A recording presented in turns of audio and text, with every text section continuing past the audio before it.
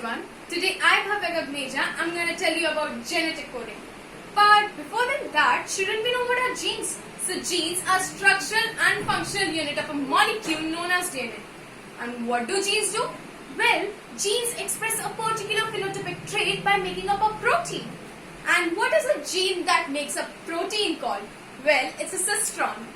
And what are these genes made up of? Genes are made up of base pairs, which make up codons. But how do we know this? Well, this was found by George Gamow, a legendary scientist. And what did he say? He said that there are 4 base pairs and 20 amino acids. They can't quite complement each other if we take one base pair for one amino acid. Henceforth, these base pairs collectivize together to form a group known as codons. And one codon codes for a particular amino acid. But how many base pairs does a codon consist of?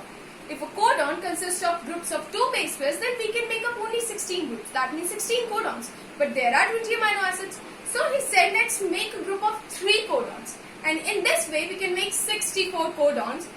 And it is more only than amino acids. So he said, maybe it's true. He wanted to crack these genetic codes, but alas, he couldn't. And here came a legendary scientist, Marshall Nierenberg. What did he do? Well, he took a bacterium, added proteases, ligases and all the digestive enzymes in it so that only DNA molecule is left out of it. He took that DNA molecule, added it in a test tube, added all the RNA polymerase and enzymes required for transcription and translation, and he formed a protein. Wow, amazing.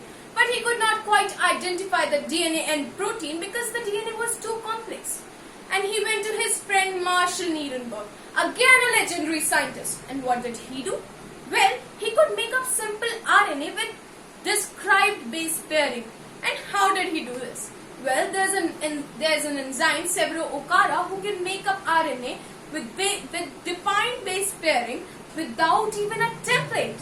Wow, isn't it amazing? Moving back to the story, when Marshall Nierenberg student was left alone, he thought that the DNA has been kept from so many days. Maybe it had converted into simpler molecules, and it did. He took that DNA, added some enzymes and factors required, then added some radioactive amino acids. At that time, he had only 6 of them. But the luck and fate did its magic, and he found the protein of phenylalanine. How did only phenylalanine come there?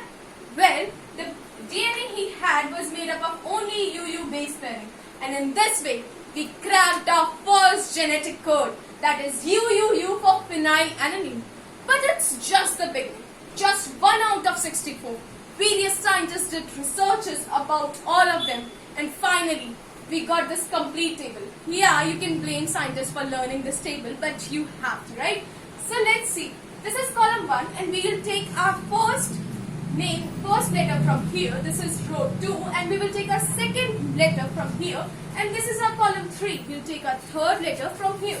So it's like U, U, U, or C, U, U, or A, U, U, or U, C, U. In this way, the complete table is formed. But how do we know that which code codes for which amino acid? Well, here's a short trick. Phi, Lu, Ilu, Pilulu, Ilu, met, Bell. Pilulu is a person whose caste is Ilu, and he met another person, Bell. Here 2 are for phenylalanine, Phi. Again 2 for leucine, then complete 4 for leucine, then 2 for isoleucine, 3 for isoleucine and 1 for methionine, and complete 4 for valine. Now next you have 1 head and 2 legs. Together they form 3. So here it is, Sir, Pair, which is pro here, Thero, Ala. So bring them here. Serine, proline, threonine and alanine. Next we have his, stop, glun, asan,